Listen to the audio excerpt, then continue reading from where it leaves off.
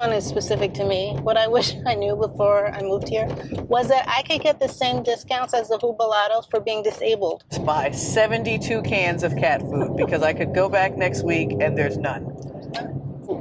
Repairs or remodeling in some of these buildings. So say like in New York or DC, wherever, Houston, and it might take them a month to get it back. Or never. Or never. That's funny. So that's Camry's voice behind me. She may or may not be on the video, but you're going to hear her voice. So one of the things I wish I knew before moving to Panama is how impatient some of the drivers are. The light, I mean, it's worse than New York. The light literally just changed. No one's on the road. He like honked as if his life depended on it. And the light just changed. And like loud honking. So that's number one. What's another thing I wish I had known? I wish I had known that apartments here, you're renting from the owner and not the building per se. So say like in New York or DC, wherever, Houston, you're renting from a management company for that building. Here you're renting from the owner, and if you are renting from a management company, it may not be for that building. They might be managing certain apartments. So there are pros and cons to each of those. I wish I knew about the noise on Avenida Balboa. I mean, they sort of hint at it, but not really. It's loud, like loud. So Camry has one. One thing I wish I knew before I got here is that even though Panama City is a metropolis, infrastructure is not always as good as it seems on the outside. So we tend to lose internet more often than we should. Power outages are quite frequent, even though it shouldn't be, although most buildings have generators. Some of the older buildings do not. And a lot of the buildings aren't necessarily as well maintained as they should be.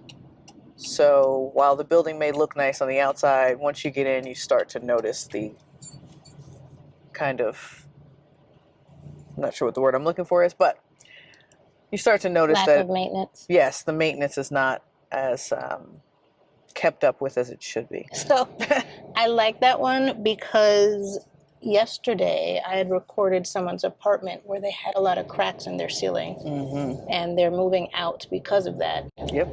And the building hasn't done anything about it, and the owner hasn't done anything about it.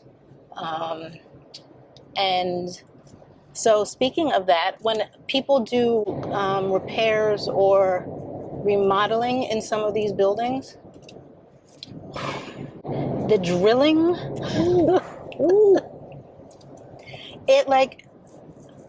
it's like you can hear it like on every floor, and you think it's right above you, but it's like 10 or 15 floors up higher, and it can go on for months. Or even in another building.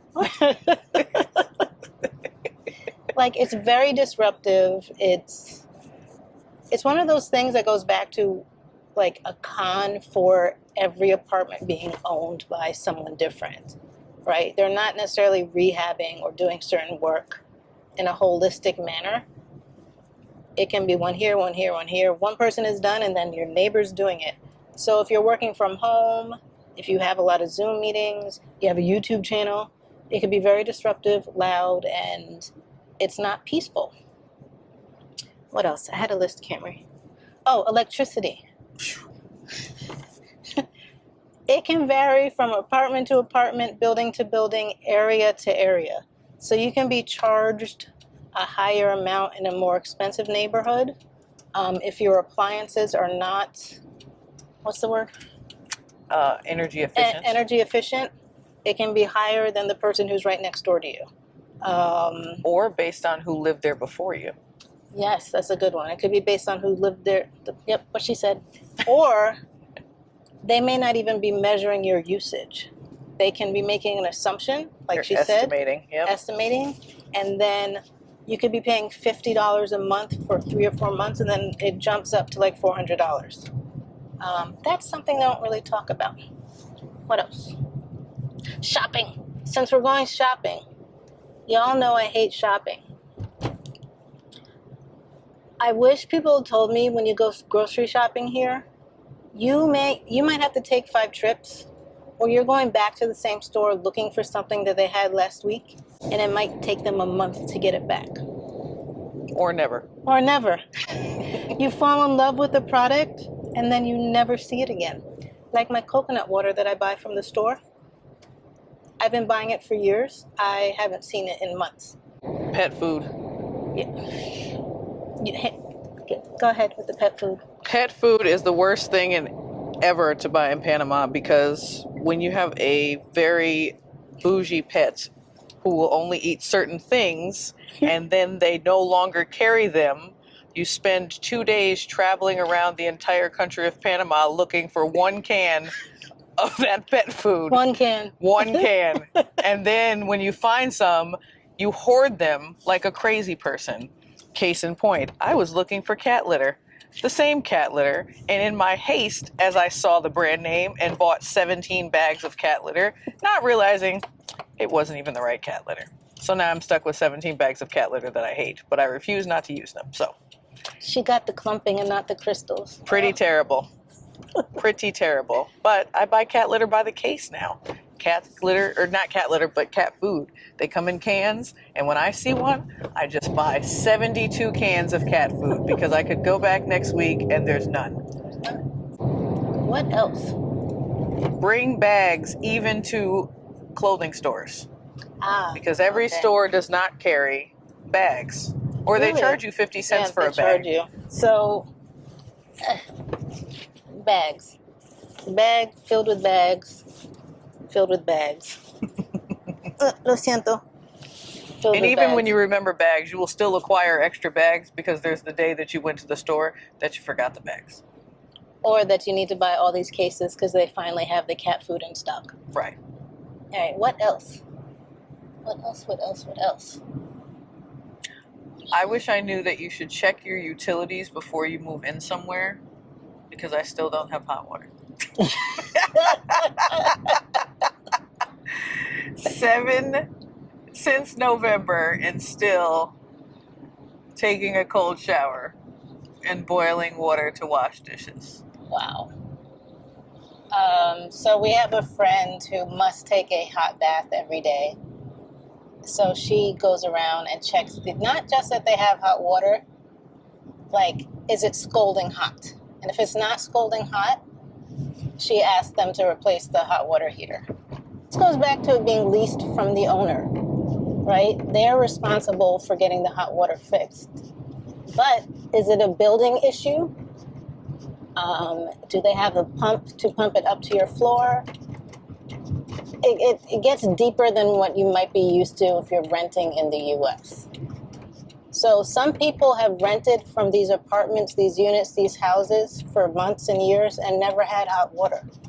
And then we come in, we're like, where's the hot water? We need it, like right now.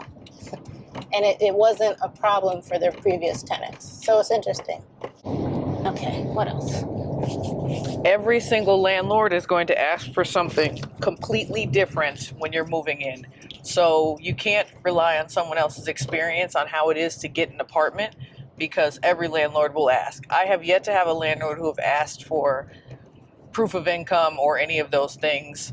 Some landlords here ask for credit scores, which not really sure what that has to do with Panama, but they do ask. So you have to be prepared to give them whatever information they may need, because you may not know what landlord is going to ask, what a landlord is going to ask for. Recently, someone told me they were looking for an apartment and the landlord asked for a bank reference letter from Panama. Oh, from Panama. Yeah, I haven't asked that. I think I was asked that. Right. Was I asked that? I think I was asked that for this recent one. And they didn't understand my income. So Right. A lot of us are moving here, and you might be a digital nomad, you work from home. You have Savings, your pension. Some people may not understand that source of income. That you don't necessarily have a traditional consistent traditional income, yeah, like a lot of, like most people who are still working or living somewhere. So you could be living off of savings. So you can't physically produce a monthly income because you don't actually have one. But it's, yeah, they're confused by that. So that becomes a problem. Okay, this one is specific to me. What I wish I knew before I moved here was that I could get the same discounts as the Jubalados for being disabled. I was living here for like 2 years and I didn't know this. Like I could get the hang tag, I can get discounts at, from pharmacies, my plane tickets, electricity, my internet, restaurants, hotels. I didn't know this. So I wish I knew that before I moved because I would have done that like day one. I would have applied day one. Oh, hold on. The malls. The malls don't have signs that tell you where the stores are. Does this mall have it? No. Okay. It's the worst thing ever. For someone who hates shopping, where are we going? Hold on. For someone that hates shopping, it's very annoying walking around the mall. What store are we going to? El Costco. I think it's the next. No, Proxim? I think so. I don't know. I can't remember. As someone who hates shopping, I hate going to the malls here because they don't have signs telling you where the stores are. So you could be roaming around in circles, and it's above you on the other floor, right above you, but you're walking back and forth on the wrong floor. Happens to me all too often. Like today, we're going to get in here. I'm not going to have a clue if we're in the right store. What? Sure. I thought it was here. Well, I always walk down. Gosh. Go right here. See? No, we can come right here. I know it's right past. So that is something I think people should know. I'm too close. Okay, I had zoomed in that's a blooper. I had zoomed in for this shot and then it was up on my face. Okay. Until the next video, remember, the world is yours. You just have to find your place in it.